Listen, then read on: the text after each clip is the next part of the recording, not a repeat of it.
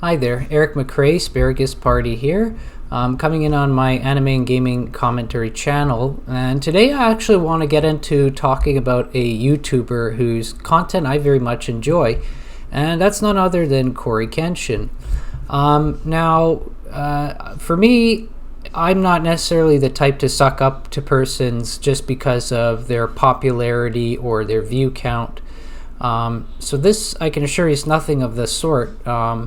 But, having spent a lot of time watching his videos, I could definitely comment. There were a lot of moments in recent history where I was sort of down or maybe felt kind of disconnected from community, sometimes my own communities over various issues, sometimes with family. And you know what? I really did enjoy just sitting down and watching videos of CoryxKenshin playing games and chatting with his community, and I think he's actually a fantastic entertainer. Yes! Eat red and all the power will be on. Oh! What the frick? Is this cooking? Oh! Are you the final boss?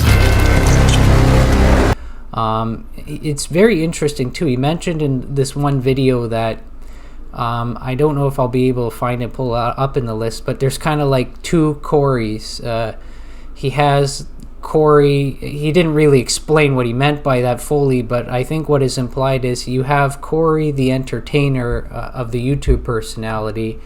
And he tried to explain that this is something that's not necessarily perfectly artificial. He's not acting that much per se. He's just drawing out of another side of himself that does come very naturally. But he's mentioned for his viewership to know that that's not only Cory. There's another Cory, which I think, again, by implication, this would be sort of more serious Cory, more mindful Cory, a kind of Cory that doesn't clown around, so to speak, probably. And it's very, very deep, actually, to see him getting a conversation of differences within himself. I think that's, and that's not like an issue, by the way. It's not like somebody would say a split personality disorder, nothing of the sort. We humans, we do have kind of diverse components of sort of our self-world that help us to function at points and accomplish goals under different stresses or hindrances. It was kind of cool to see him get into something so philosophical. But that said, if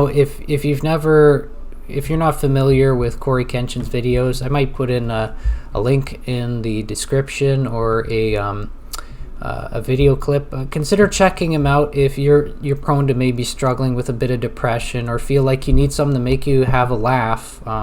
He's very good at doing that. I've been meditating putting up some reaction videos on this channel too, and something I want to come up front with CoryxKenshin that's hilarious. As you can probably tell from my videos, if you've been watching them, I try to conduct myself in the most mature manner possible and give you as little personal opinion and as little bias as possible, while not compromising my convictions, my personal convictions. And that's very difficult to do. And it's funny because, like, while I'd ideally like to both be and be perceived as sort of this very mature person, well thought out person, careful, the reality is, if I do a reaction video to CoryxKenshin, for example, I will probably be, for all intents and purposes, laughing my ass off on the video. That's how enjoyable these videos are. Like, I was watching one the other day. He has these spooky, scary Sunday videos he does, and they had this very strange video on with something like the concept they had, these ladies were draining their blood into ice, because it's horror movie kind of material, right? They're draining their blood into these ice cube trays, and then there's this old guy with a beard sucking on these ice cubes and licking them up in a very kind of concerning way. And the commentary he gave on that pretty much had me laughing for 15 minutes. Trays, and it was uploaded by, and it's on the screen, Deformed Lunchbox. Now this was sent to us by Shelb, who said, "Hey Cory, I think you're really gonna like this one. Also, Nutri-Grain bar, please." Shelb.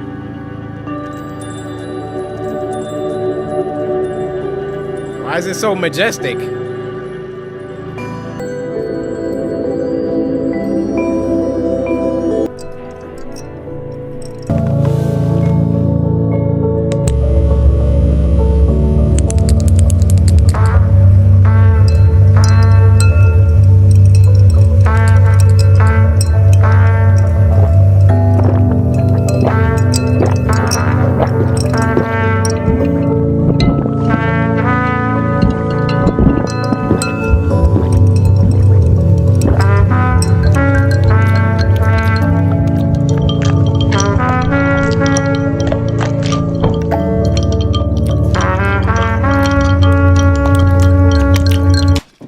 Drawn the line. This whole time, I've been thinking, what am I watching? What is the purpose? What is the punchline? What is it? Until I had to watch this gumless Santa Claus deep throat these freaking bloody ice cubes. And that sentence has probably never been uttered before. Why is he in a vibrating chair? Why did he turn it up so high? Why did he put red ice cubes in lemonade? Did he want the strawberry version? Like, did he know it was blood? I should consider doing, since people like seeing people laugh, maybe I'll do a reaction video on it. And you'll see that I too have another me I can draw out pretty quickly when I'm exposed to the right type of content if I'm not careful. You know, he's the thing that's so cool about Cory as well, it's not just that he's a great entertainer. He's also very humble, and he's also a man of conviction. You know, he hasn't imagine there's so much pressure in our culture, for example, against people groups, but especially against in the West, there is a lot of pressure against Christian narrative for a variety of reasons, and sometimes some of those reasons were pretty big things that happened in history, horrible events that happened, various massacres and things like that. But sometimes it's just people being ridiculous and absurd. At the other hand, you know, some kind of senseless, self-serving, sort of anti-theistic agenda. There would be a lot of reason for Cory to not reveal his convictions, yet he openly confesses he has a belief in God, and God according to the biblical definition of, you know, Father, Son, Holy Spirit, Jesus, Son of God. I'm thinking about what I just said back there, and I'm like, dang, is that good enough? And something dawned on me that I was talking about being a successful YouTuber, and I didn't even thank God. So there's no way I wasn't about to thank God on camera for that. I thank God for my life, for my family, for you guys. I know a lot of you guys don't believe in God, but you tune in anyways. You sit through me talking about God.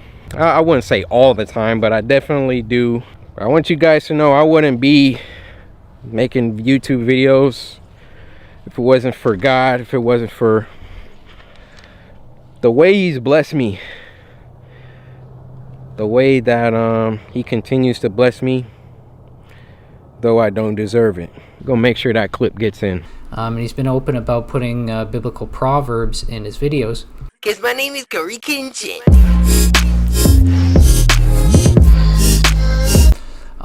So that tells you he doesn't buckle that much, if at all, under pressure.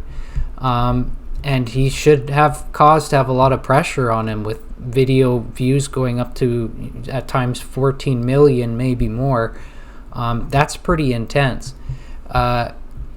Yet he goes through this all and all the pressure of it, maintaining a perfectly humble attitude. Like his viewership, he doesn't view you any better or any less as a contributor if you're a Christian or an atheist or a Muslim. He just understands that you enjoy this type of content he produces, and he just keeps on producing it without radically having to change the way he does things to accommodate for people. And this other aspect, talking about what's phenomenal about him, is that he's really worked hard to build what he has. He's been doing this for at least 10 years, starting small and growing and growing and growing. If anything, I think a lot of people, there's always this temptation to sort of covet and envy, and you'd look at someone like CoryxKenshin and you might feel like, why does this guy have this channel? Why does he have this YouTube income? You might feel jealous or envious, but the reality is he built it up for 10 years and worked really, really hard at it. It gives me a lot to think about. I used to work in this warehouse for a company called Hillman, and they're a pretty big kind of multi-billion-dollar kind of huge revenue company. They sort of not produce, actually production's all done in China, but really they ship out hardware products, stuff like nuts, bolts, screws, even like those sort of big magnets on wheels with the handle that you push to get screws off your garage floor, things like that. And we had this guy named Shane Lindsay who eventually became a supervisor in the company, and I was there working from the days before they had converted to RF scanners and all the newer stuff, and I worked quite extensively with Shane Lindsay. And the cool thing about him was that he had been in that company for quite a long time, maybe 10, 13 years, and he hadn't gotten much raises or even really a big promotion for a long time. And there so many people would feel cynical, like, what the hell's the point of this? I'm going nowhere. No one sees anything I contribute here. Where's the justice in this? Other people get promoted ahead of me who do less, or that kind of thing. And I'm sure everybody grapples with those kind of thoughts, but Shane Lindsay here, he despite that he obviously grappled with those concerns, he kept working hard. He kept putting his head down and working, and I personally got to see him move up from being a worker like me to a supervisor, but only after he had put in 10 years. But that's not the end of the story too. So later I started doing other things, like I'm doing painting and general contracting now. I moved out of Scarborough, so I kind of lost contact with Shane Lindsay and sort of the friends I had at Hillman for some time. But later I get into contact with Michael Chang, one of my friends from Hillman, and do some follow-up. And now Shane Lindsay has gotten promoted again and he's kind of like a big boss there now, and I'm so happy to hear this, because he was actually the guy who had trained me firsthand, and we had a really great working relationship. We had our moments where we argued, but we always got along in the end because of our commonality and our ability to discuss things out. My point is, if you came into a company like Hillman now, it'd be easy to think, who is this Shane guy, man? Isn't this just some spoiled guy who just, weaseled his way into a promotion or something like that, or into a high position? And what they're not seeing is he worked super hard for it. Now, again, bring it back to relevancy. CoryxKenshin, what is the relevancy for him? He's worked hard. He's, in a manner of speech, worked his ass off to get this YouTube channel that he has. So when I go to watch his videos, when I go to see the kind of content and character of his person, understanding that, of course, what's depicted in the videos isn't even the full measure of who he is, but a side of himself he channels for the purpose of creativity, making people laugh, and as well as getting some amount of income. He does well. I don't really see a great bad side in the fellow or anything like that. So it's just something I've really enjoyed, seeing his success, and I just wanted to share some general thoughts and things that I felt were kind of categorically related on the matter. So if you're ever feeling down, you're feeling discouraged, the Christian side of me would say pray and ask God for help, and but the general side of me will also say, you know what, you can always persevere if you keep putting down the bad attitude that tends to develop. I know sometimes it seems like you're going nowhere. Sometimes it seems like it's like everything you do is in vain. People are making you work for free, kind of thing. What is going on? Why am I not getting where? It almost really seems to me, and it would seem to me on the side of the things I read in the Bible, but also I think anyone would think this way, even if you weren't religious, but just spend a lot of time meditating, looking at things in life. There's kind of this test humans go through where it looks like you're getting nowhere, where your work is in vain. And it's like this test that if you persevere through it, even when it feels hellish at times, you get the reward after. But if you buckle in and you quit, then you do not get the reward. And you'll be there. And the worst part is if you buckle in and quit in something you're working hard at, not only do you not get the reward, you often become self-deceived, which I think is a scary state. You enter this state where you keep believing in your heart you never would have gone anywhere doing the thing you were doing or working on the thing you were working, and all along that success was just around the bend if you just endured just a couple days longer, a week longer. On the other hand, I'm a level guy. I acknowledge there are places that are cesspools and dead ends. Unfortunately, I wish I could say it were not the case, but human corruption has made that an absolute reality. So whenever you're trying to do something in life, whether you try to make a YouTube channel, you're trying to be a carpenter, or whatever you put your hands to, always run in with those two considerations. If I were to give you any advice, would be that. But try to remember those people who've worked hard and succeeded through hard work. Now, make the determination for yourself based on wisdom and educated principles, if you're working for someone or working as self-employed, if the situation you're in is something where it's a dead end or not.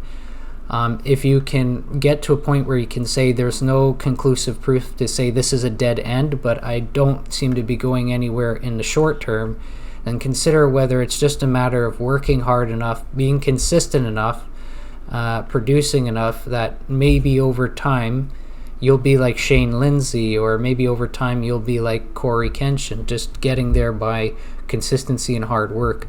I think that's it for today. I'm definitely considering doing some reaction videos on CoryxKenshin stuff because I find it very humorous, though it'll definitely express a different side of myself. So I'll just, with that, I'll end it. God bless you all. Have a great day, and I'll see you in the next video.